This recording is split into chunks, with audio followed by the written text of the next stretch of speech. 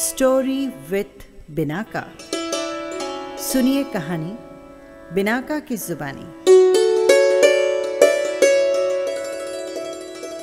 हाजिर है Anton Chekhov की कहानी शत्रु।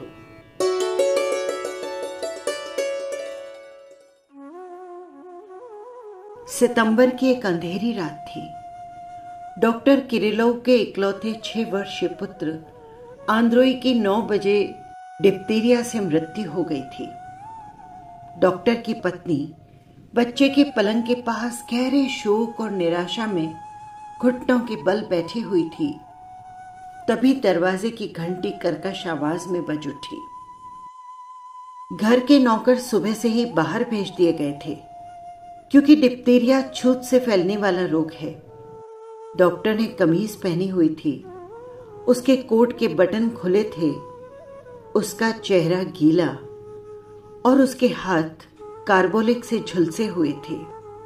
वो वैसे ही दरवाजा खोलने चल दिया।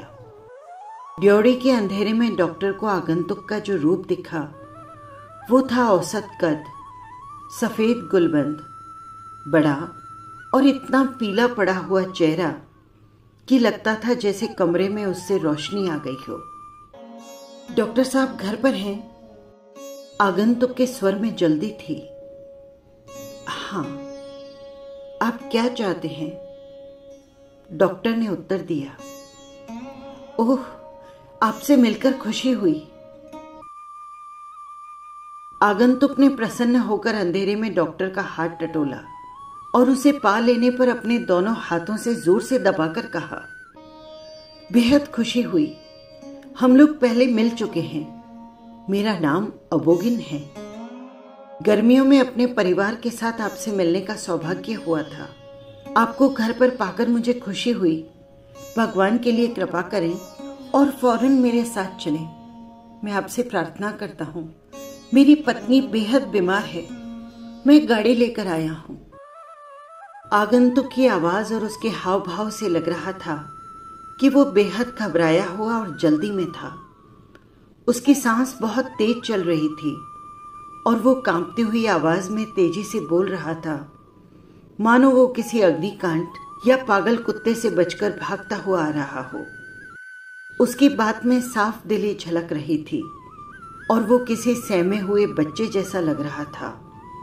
वो छोटे छोटे अधूरे वाक्य बोल रहा था और बहुत सी ऐसी फालतू बातें कर रहा था जिसका मामले से कोई लेना देना नहीं था। मुझे डर था कि कहीं आप घर पे नहीं मिलेंगे। आगंतुक ने अपना कहना जारी रखा। भगवान के लिए आप कोट पहन लें और जल्दी से मेरे साथ चलें। दरअसल हुआ यह है कि पॉपचंस्की, आप उसे जानते हैं। पॉपचंस्की मुझसे मिलने आया। थोड़ी देर हम लोग बातें करते रहे, फिर हमने चाय पी। एकाएक मेरी पत्नी चीखी और सीने पर हाथ रखकर कुर्सी पर निढाल हो गई। उसे उठाकर हम लोग पलंग पर ले गए। मैंने अमोनिया लेकर उसकी कनपटियों पर मला और उसके मुंह पर पानी छिड़का, किंतु वो बिल्कुल मरी सी निढाल पड़ी है। मुझे डर है उसे कहीं दिल का दौरा न पड़ा हो। आप चलिए। उसके पिता की भी मौत दिल का दौरा पड़ने से हुई थी। जल्दी चलिए आप। किरिलोव चुपचाप ऐसे सुनता रहा जैसे वो रूसी भाषा समझता ही न हो।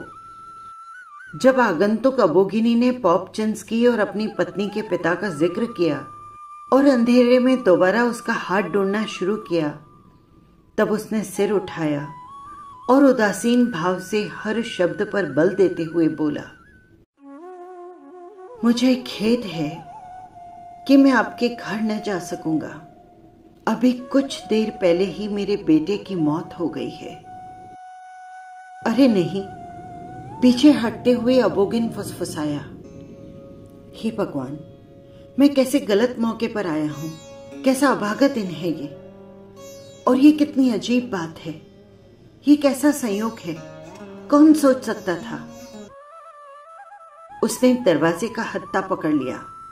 वो समझ नहीं पा रहा था कि वो डॉक्टर की मिन्नत करे या लौट जाए। फिर वो डॉक्टर की बाह पकड़कर बोला,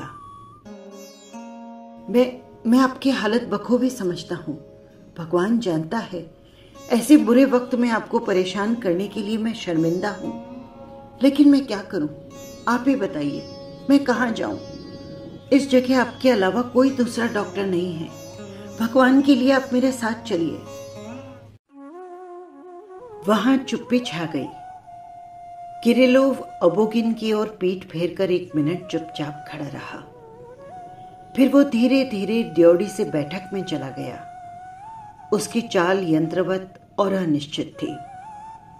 बैठक में अंजलि लैंप शेड की झालर सीधी करने और मेज पर पड़ी एक मोटी किताब के पन्ने उलटने के अंदाज से लग रहा था कि उस समय उसका न कोई इरादा था, न उसकी कोई इच्छा थी, और न ही वो कुछ सोच पा रहा था।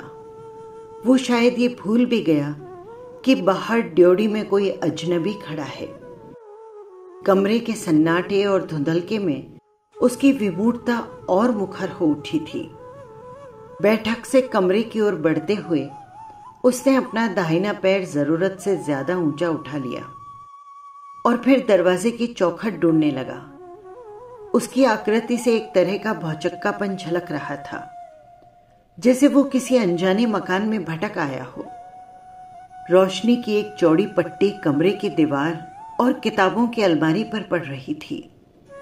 वो रोशनी ईथर और कार्बोलिक की तीखी और भारी गंध के साथ सोने वाले उस कमरे से आ रही थी, जिसका दरवाजा थोड़ा सा खुला हुआ था।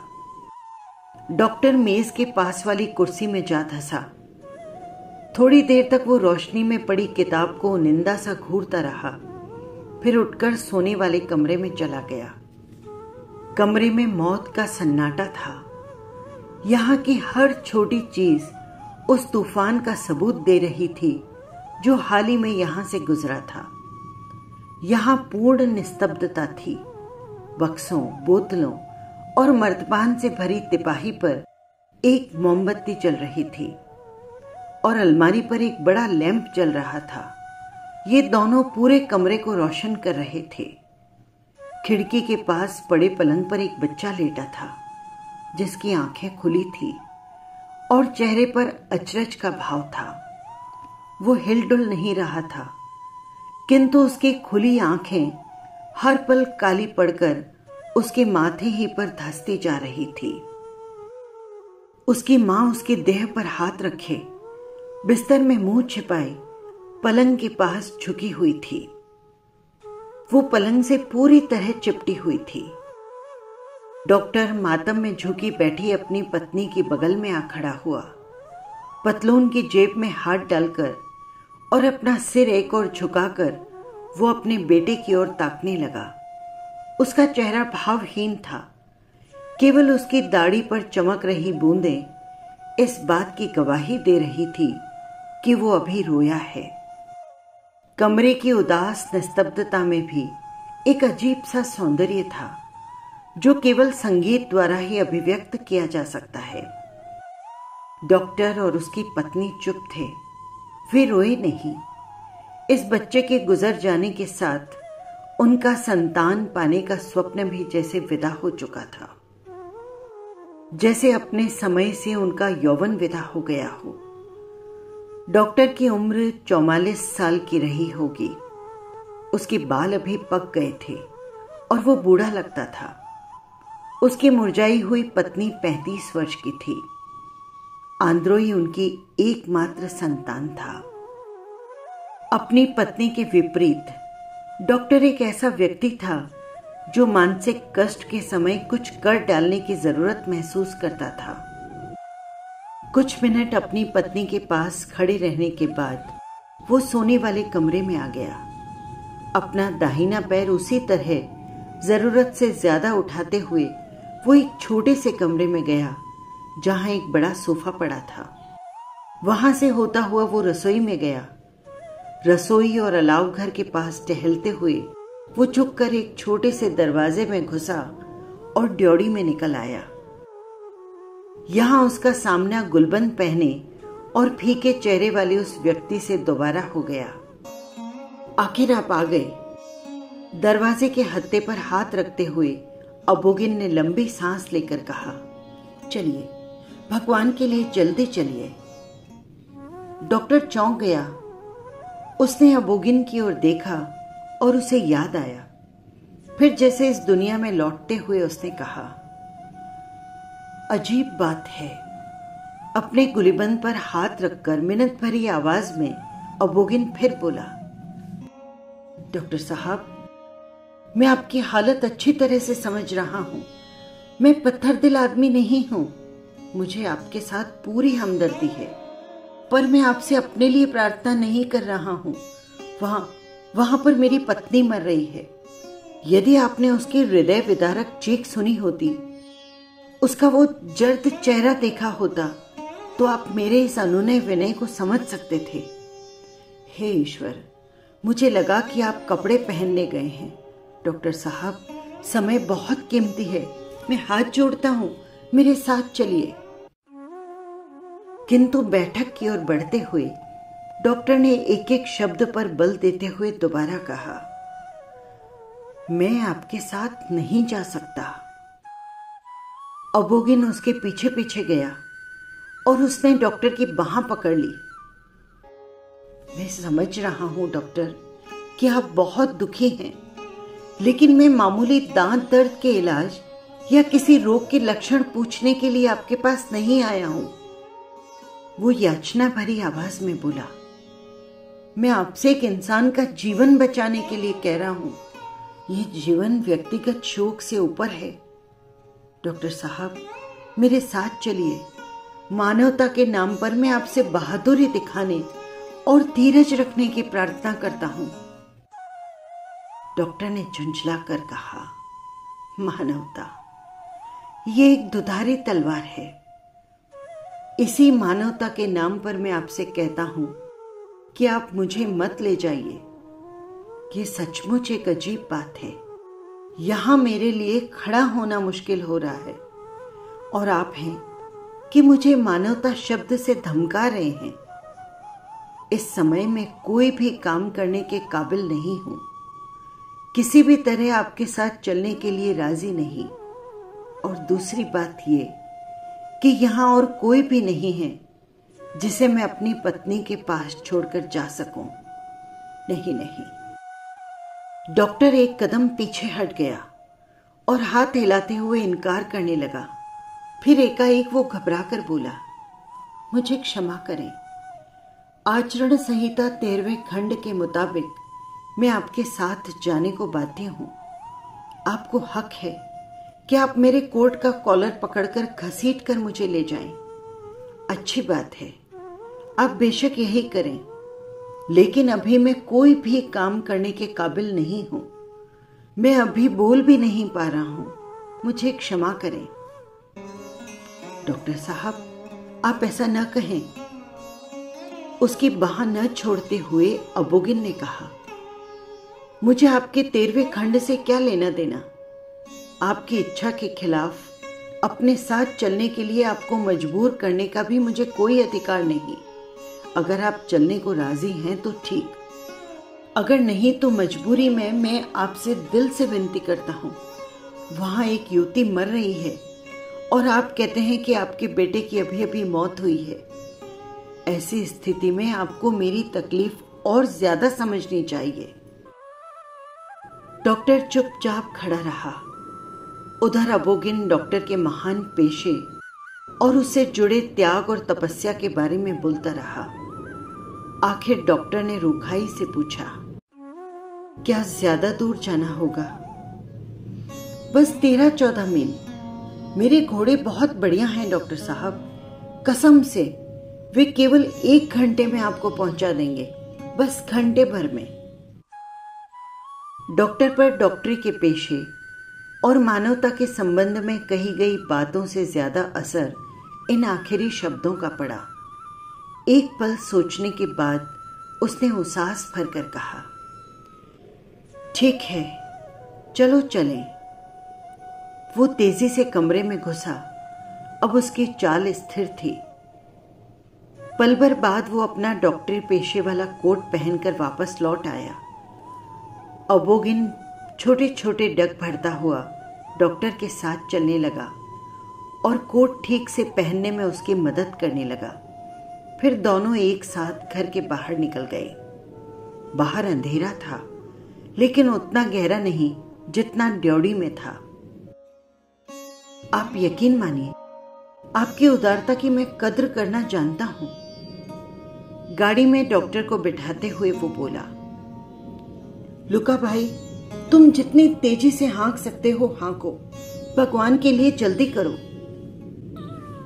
कोचवान ने घोड़े सरपट दौड़ा दिए। पूरे रास्ते किरिलोव और अबोगिन चुप रहे। अबोगिन केवल एक बार गहरी सांस लेकर बुदबुदाया, कैसी विकट और दारुण स्थिति है।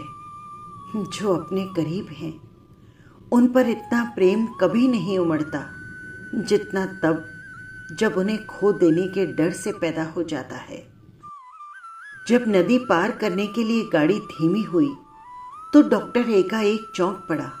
लगा जैसे पानी के छप छप की आवाज सुनकर वो दूर कहीं से वापस आ गया हो। वो अपनी जगह हिलने डुलने लगा। फिर वो उदास स्वर में बोला, देखो, मुझे जाने दो, मैं बाद में आ जाऊंगा। मैं केवल अपने सहायक को अपनी पत्नी के पास भेजना चाहता हूं। वो इस समय बिल्कुल अकेली रह गई है। दूसरी ओर गाड़ी जैसे जैसे अपने मुकाम पर पहुंच रही थी, अबोगिन और अधिक धैर्यहीन होता जा रहा था। कभी वो उठ जाता, कभी बैठता, कभी चौंक कर उछल पड़ता, तो कभी कोचवान के कंधे के ऊपर से आगे ताकता।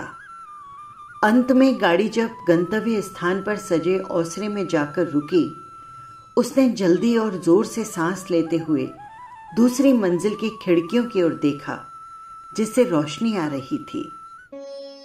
यदि कुछ हो गया तो मैं सह नहीं पाऊंगा, अबोगिन ने डॉक्टर के साथ ड्योढ़ी की ओर बढ़ते हुए घबराहट से हाथ मलते हुए कहा। लेकिन परेशानी वाली कोई आवाज नहीं आ रही थी, इसलिए अब तक सब कुछ ठीक ही होगा। सन्नाटे में कुछ सुन पाने के लिए कान लगाते हुए वो बोला। ड्योढ़ी में भी बोलने की कोई आवाज सुनाई नहीं पड़ी और समूचा घर तेज रोशनी के बावजूद सोया हुआ सा लग रहा था। सीढ़ियां चढ़ते हुए उसने कहा, न तो कोई आवाज आ रही है और न कोई दिखाई पड़ रहा है। कहीं कोई हलचल भी नहीं हो रही। भगवान करे। वे दोनों ड्योढ़ी से होते हुए हॉल में पहुंचे, जहां एक काला पियानो रखा हुआ था और छत से फानूस लटक रहा था। यहां से अबोगिन डॉक्टर को लेकर एक छोटे दीवान खाने में ले गया, जो आरामदेह और आकर्षक ढंग से सजा हुआ था, जिसमें गुलाबी कांति से झिलमिला रही थी। डॉक्टर साहब, आप यहां बैठें और इंतजार करें, अबोगिन ने कहा। मैं अभी आता हूं, जरा जाकर देख लूं और बता दूं कि आप आ गए हैं। चारों ओर शांति थी। दूर किसी कमरे की बैठक में किसी ने आह भरी। किसी अलमारी का शीशे का दरवाजा झनझनाया और फिर सन्नाटा छा गया। लगभग 5 मिनट के बाद किरिलोव ने हाथ की ओर निहारना छोड़ उस द्वार की ओर देखा, जिससे अबोगिन भीतर गया था। अबोगिन दरवाजे के पास खड़ा था, पर वो अब वो अबोगिन नहीं लग रहा था जो कमरे के भीतर गया था। उसके चेहरे पर स्याह परछाइयां तैर रही थी। अब उसकी छवि पहले जैसी साफ नहीं लग रही थी। उसके चेहरे पर विरक्ति के भाव सा कुछ आ गया था। पता नहीं वो डर था या शारीरिक कष्ट। उसकी नाक, मूछ और सारा चेहरा फड़क गया था, जैसे ये सारी चीजें उसके चेहरे से फूटकर अलग निकल पड़ना चाहती हो। उसकी आंखों में पीड़ा भरी हुई थी और वो मानसिक रूप से उद्वेलित लग रहा था। लंबे और भारी डग भरता हुआ वो दीवान खाने के बीच आ खड़ा हुआ। फिर वो आगे बढ़कर मुट्ठियां बांधते हुए कराहने लगा, वो मुझे दगा दे गई डॉक्टर। फिर दगा पर बल देते हुए चीखा, मुझे छोड़ गई, वो दगा दे गई। ये सब झूठ क्यों? हे ईश्वर, ये घटिया फरेब भरी चालबाजी क्यों? ये शैतानियत भरा धोखे का जाल क्यों? मैंने क्या बिगाड़ा था? आखिर वो मुझे छोड़कर चली गई। डॉक्टर के उदासीन चेहरे पर जिज्ञासा भरी झलक उभर आई। वो उठ खड़ा हुआ और उसने अबोगिन से पूछा, पर मरीज कहाँ है? मरीज? हंसता रोता मुट्ठियां हिलाता हुआ अबोगिन चिल्लाया, वो मरीज नहीं, पापिन है। इतना कमीनापन, इतना ओछापन, शैतान भी ऐसी घिनौनी हरकत नहीं करता। उसने मुझे यहां से भेज दिया। क्यों? ताकि वो उस दलाल, उस भगोड़े के साथ कहीं भाग जाए। हे ईश्वर, इससे तो अच्छा था कि वो मर जाती। ये बेवफाई मैं नहीं सह सकूंगा, बिल्कुल नहीं। ये सुनते ही डॉक्टर तनकर खड़ा हो गया। उसने आंसुओं से भरी अपनी आंखें झपकाई। उसकी नुकीली दाढ़ी भी जबड़ों के साथ साथ दाएं बाएं हिल रही थी। वो भौचक्का होकर बोला, क्षमा करें, इसका क्या मतलब है? मेरा बच्चा कुछ देर पहले मर गया है। मेरी पत्नी मातम में है और शोक में मरी जा रही है। इस समय वो घर में बिल्कुल अकेली है। मैं खुद भी बड़ी मुश्किल से यहां खड़ा हो पा रहा हूं। 3 रात से सोया नहीं हूं। और क्या ऐसी भद्दी नौटंकी में शामिल होने के लिए यहां बुलाया गया हूं? मेरी समझ में कुछ नहीं आ रहा। अबोगिन ने एक मुट्ठी खोली और एक मुड़ा तोड़ा सा पुर्जा फर्श पर डालकर उसे कुचल दिया, मानो वो कोई कीड़ा हो जिसे वो नष्ट कर डालना चाहता हो। अपने चेहरे के सामने मुट्ठी हिलाते हुए दांत भींचकर वो बोला, और मैंने कुछ समझा ही नहीं, कुछ ध्यान ही नहीं दिया। वो रोज मेरे घर आता था। इस बात पर मैंने गौर ही नहीं किया। ये भी नहीं सोचा कि आज वो मेरे घर बग्गी में आया था। बग्गी में क्यों? मैं अंधा और मूर्ख था जिसने उसके बारे में सोचा ही नहीं।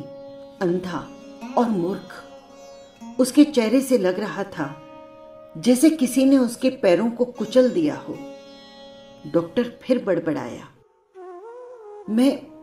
मेरी समझ में नहीं आता है कि इस सब का क्या मतलब है। ये तो किसी इंसान की बेइज्जती करना हुआ, इंसान के दुख और वेदना का उपहास करना हुआ। ये बिल्कुल नामुमकिन बात है। ये बद्दा मजाक है। मैंने अपनी जिंदगी में ऐसी कोई बात कभी नहीं सुनी। उस व्यक्ति की तरह जो अब समझ गया है कि उसका अपना घोर अपमान किया गया है। डॉक्टर ने अपने कंधे उचकाए और बेबसी में हाथ फैलाए। बोलने या कुछ भी कर सकने में असमर्थ वो फिर आराम कुर्सी में धंस गया। तो तुम अब मुझसे प्रेम नहीं करती, किसी दूसरे से प्यार करती हो। ठीक है, पर ये धोखा क्यों? ये ओछी दगाबाजी क्यों?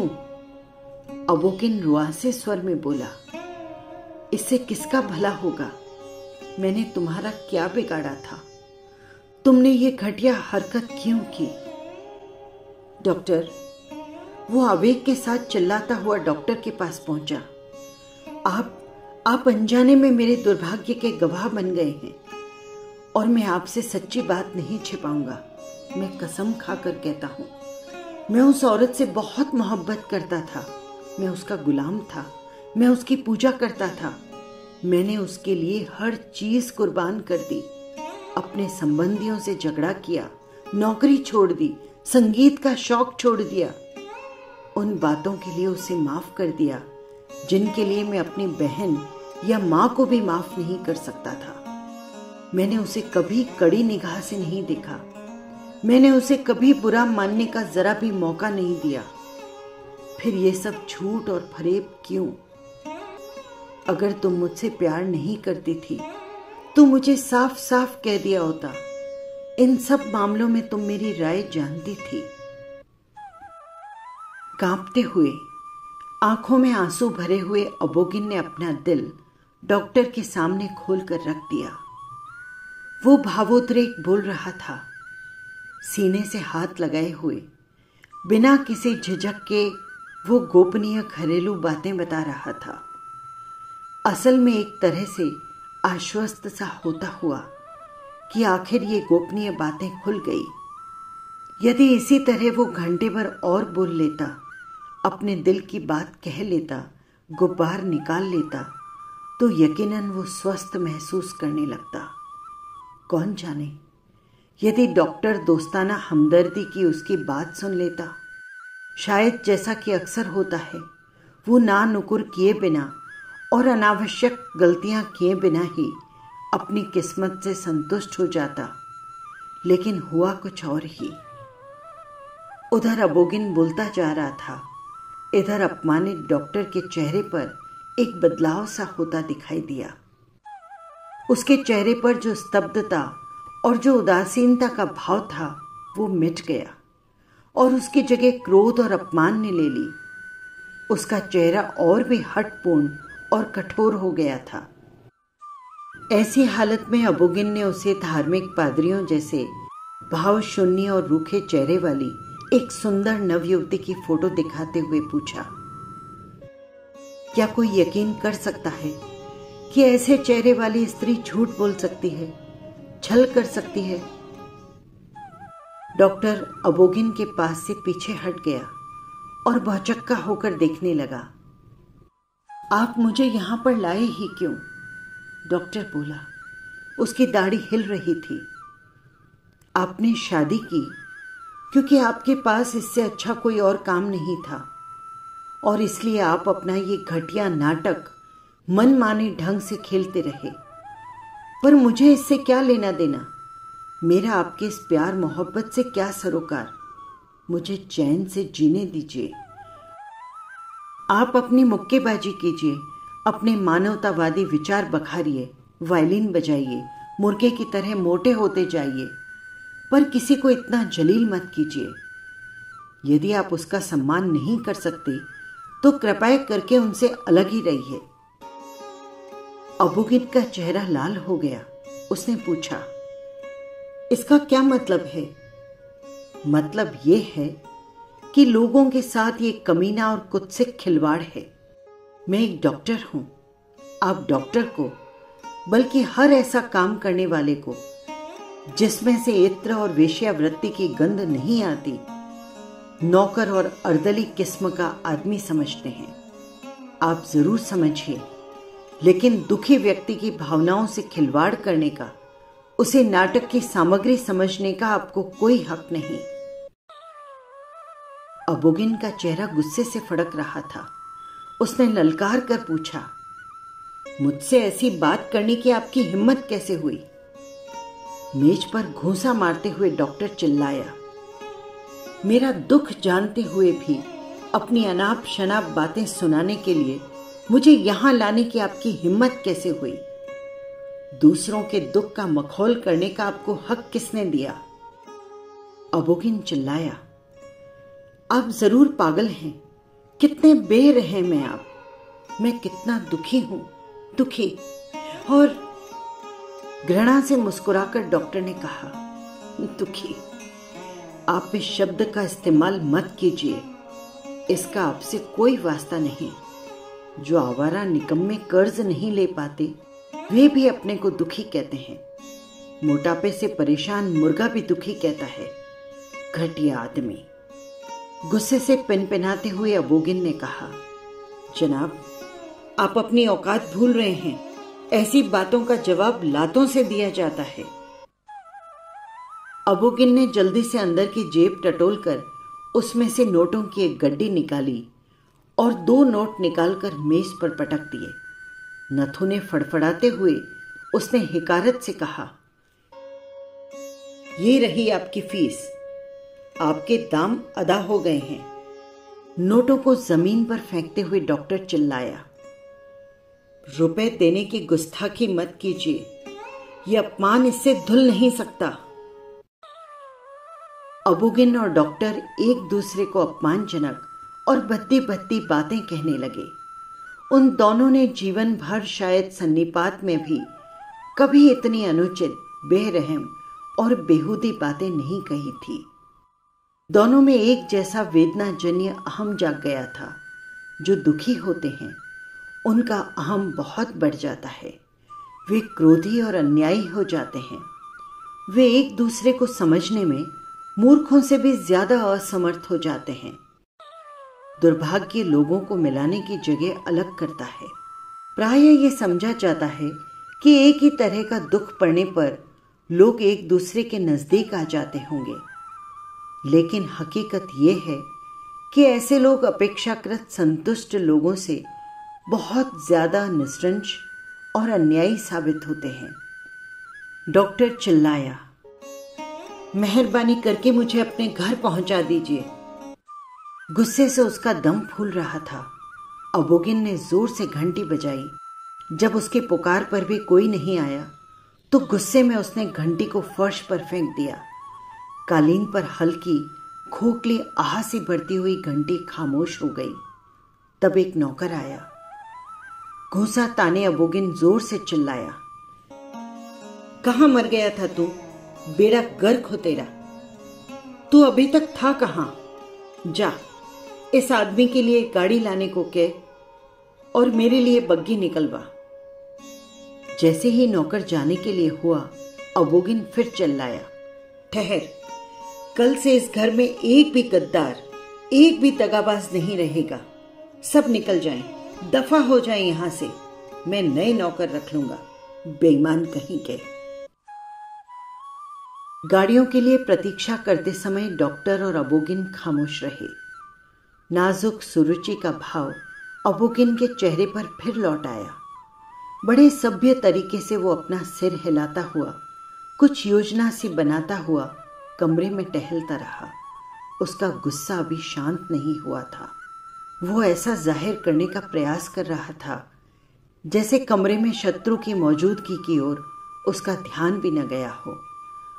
उधर डॉक्टर एक हाथ से मेज पकड़े हुए स्थिर खड़ा अबोगिन की ओर हिकारत से देख रहा था, गोया वो उसका शत्रु हो। कुछ देर बाद जब डॉक्टर गाड़ी में बैठा अपने घर की ओर जा रहा था, उसकी आंखों में तब भी घृणा भाव कायम था। घंटे भर पहले जितना अंधेरा था, अब वो ज्यादा बढ़ गया था। दूज का लाल चांद पहाड़ी के पीछे छिप गया था और उसकी रखवाली करने वाले बादल सितारों के आसपास काले धब्बों की तरह पड़े थे।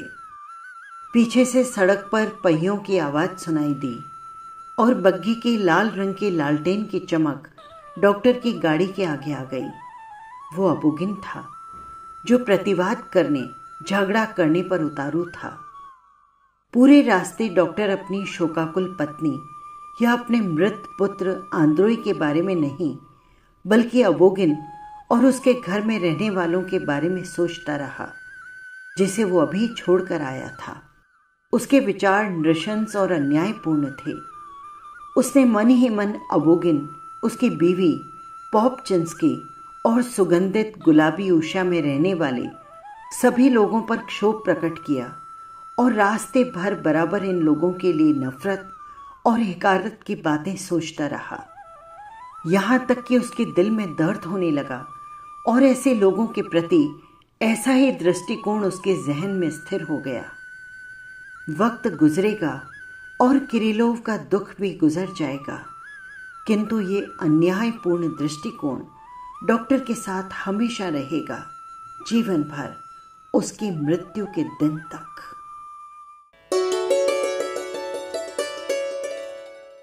बस यही थी कहानी। आपको कैसी लगी कमेंट बॉक्स में जरूर लिखिएगा। और हाँ, यदि आपने चैनल को सब्सक्राइब नहीं किया है तो कर लीजिएगा, जिससे हर कहानी सीधे पहुंच सके आप तक। फिर मिलेंगे किसी नई कहानी के साथ। नमस्कार।